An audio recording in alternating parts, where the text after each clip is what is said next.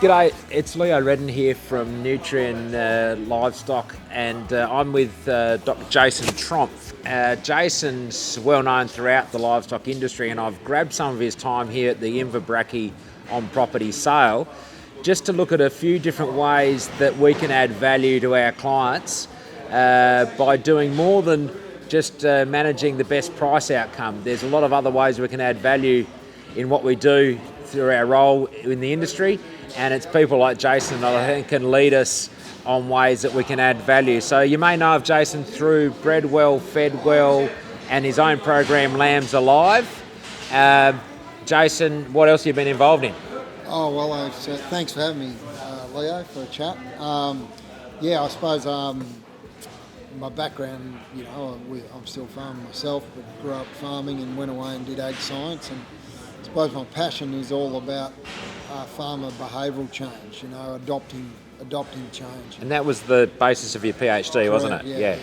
So, there's so much good info that's sitting on the shelf and is not being applied. And so I suppose when I chuffed off to uni, the old man said, no more bright sparks with any new ideas. We need someone to help, the common man and woman in the farming community to, embrace the information. And I think tying in with your original sort of backdrop, applying that into their production system to make a difference to whatever their motivations are. It might be bottom line, might be labour efficiency, might be their ethics of production, whatever their lens is, I suppose, to take that new information and apply it. Yeah.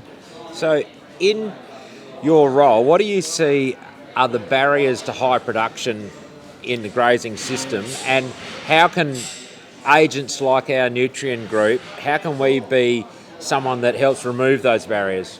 Yeah, look, really, really interesting. I've sort of studied that a bit throughout my PhD and then in certain projects since.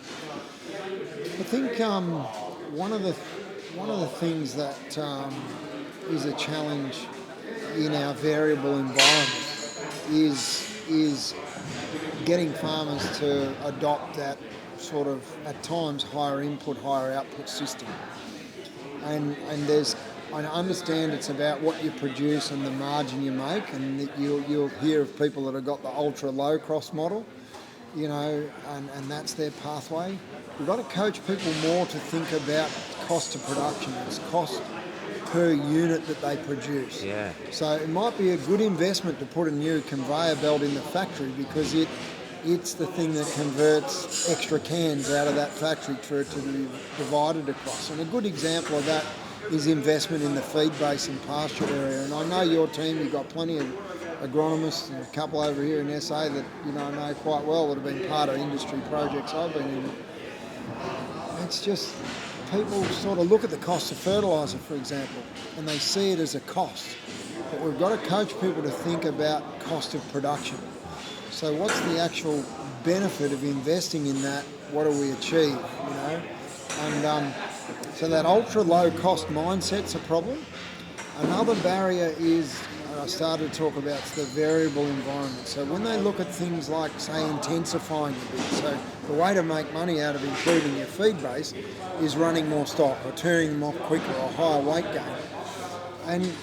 And the more you crank the system up, the more acumen you sort of need to be able to deal with creating, yes, the higher level production, but dealing with the variables that come with it. Controlling the controllables. Yeah, and that's an area that I think for a team of staff like yourselves, where you're really working on production systems and sort of being production system specialists, that's a whole aspect where you kind of got to keep people focused on what they can control and beyond that mission. There's not every farmer's not going to do that. Another way of answering the question is why district average stocking rates in lots of cases are way below the potential for those regions is people will settle often on a stocking rate that means they break even in the worst season.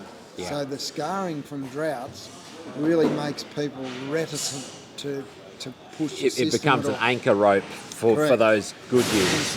And so what we've got to get better at is coaching the farmer to be able to manage those variables so that, sure, they can minimise the loss in the bad year, but where they make money out of being better at managing that challenging year is it builds up their sort of impetus or skill set to be able to be slightly more aggressive over the long run average year. Yeah.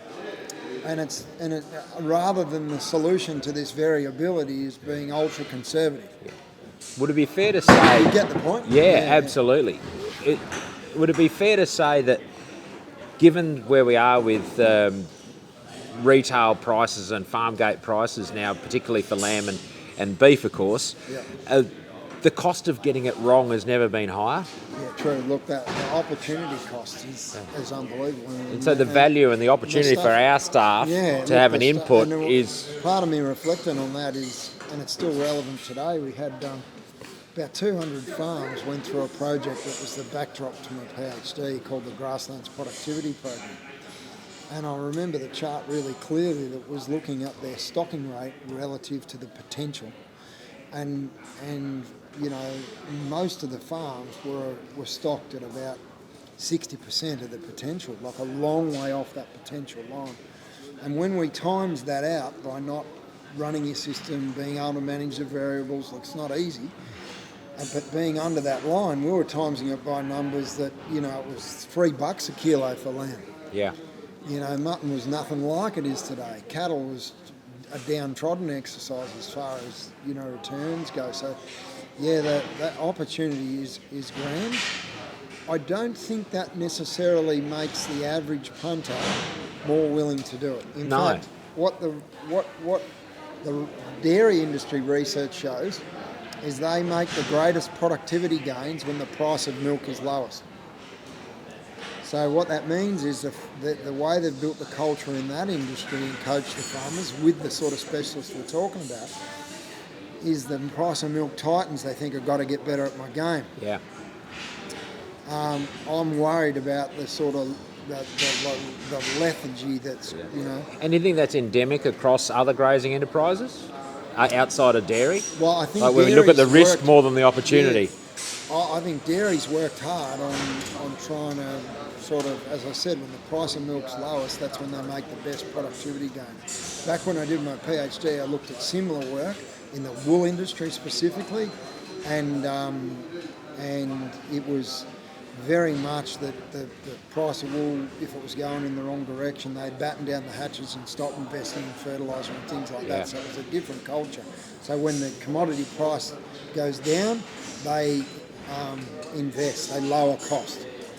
What I'm saying lots of dairy operations do is they really look to invest in a targeted manner to drive productivity as a way of lowering their average cost of production. Yep. And that means that they can still therefore reap a margin at that lower price signal. And so I think, you know, things like just one simple thing I think in your team is you've got to get more of the average lamb producer. You know, we're sitting here in southeast South Australia and there's some awesome operations, but about 1 in 10 of them know their cost of production. Yep. So you might be selling their lamb for $9 a kilo, but most of them don't know whether it's costing them half of that to produce it or not.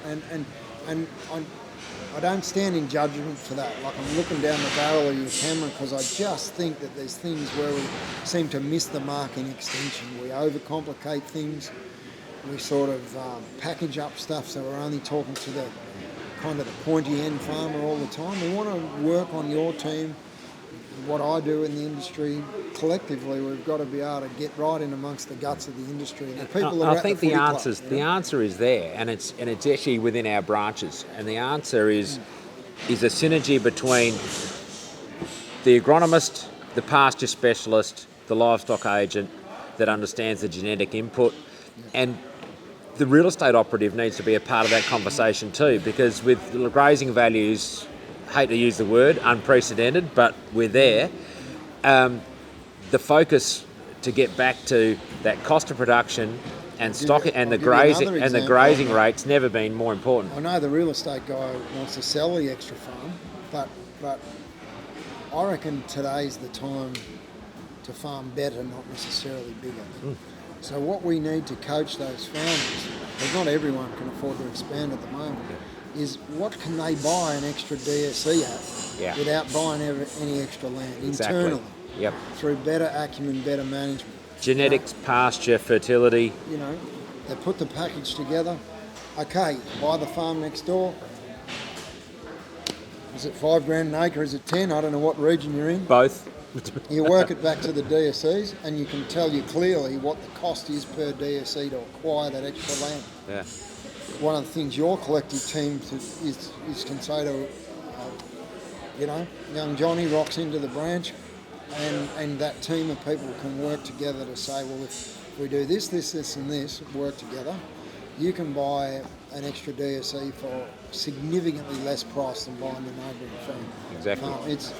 It's time to farm better, not necessarily bigger. Yep. That's a key message out of today, is to use the compound effect of the skill base that we've got in our branches to basically do what we said at the beginning, which is add value to our clients.